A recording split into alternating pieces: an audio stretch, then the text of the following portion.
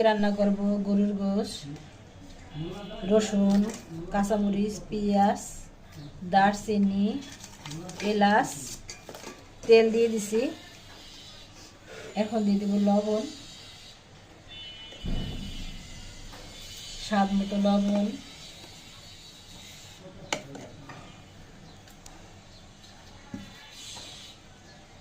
হলুদের গুঁড়ো,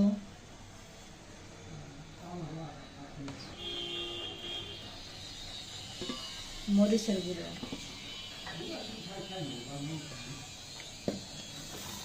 ধনিয়ার গুঁড়ো, জিরার গুঁড়ো একসঙ্গে দিয়ে মাখিয়ে নিব।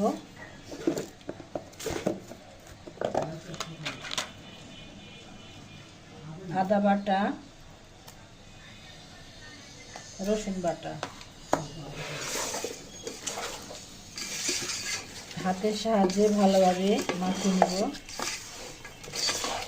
গোশটা হাতে মাখিয়ে নিলে অনেক টেস্টি হয়।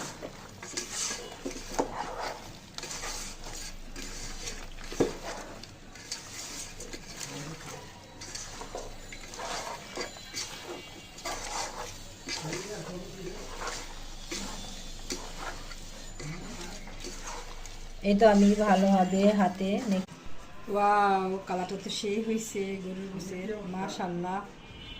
দেখুন, ভালো লাগলে লাইক, কমেন্ট, সাবস্ক্রাইব করবেন। আসসালামু আলাইকুম। আজকে বানাবো সিটা রুটি। প্রথমে ব্যাটারটা পানি দিয়ে গুলিয়ে নিয়েছি, আধা 1 ঘন্টা ম্যারিনেট করে রেখেছি। এখন লবণ দিয়ে একটু পাতলা ব্যাটার হবে।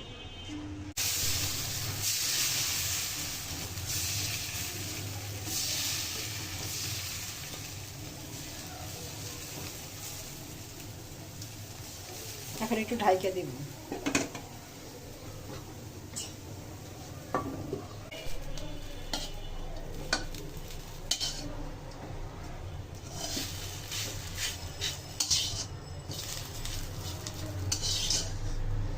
এই তো আমার পিঠাটা হয়ে গেছে, এক একে সবগুলা বানিয়ে নেব। এই তো আরেকটা পিঠা দেখাইতেছি।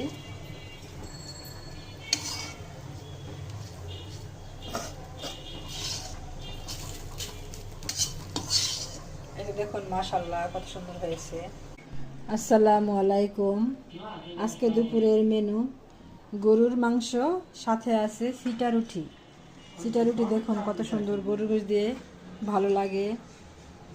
এই রান্নাটা ভালো লাগলে লাইক, কমেন্ট, শেয়ার করবেন। আলহামদুলিল্লাহ।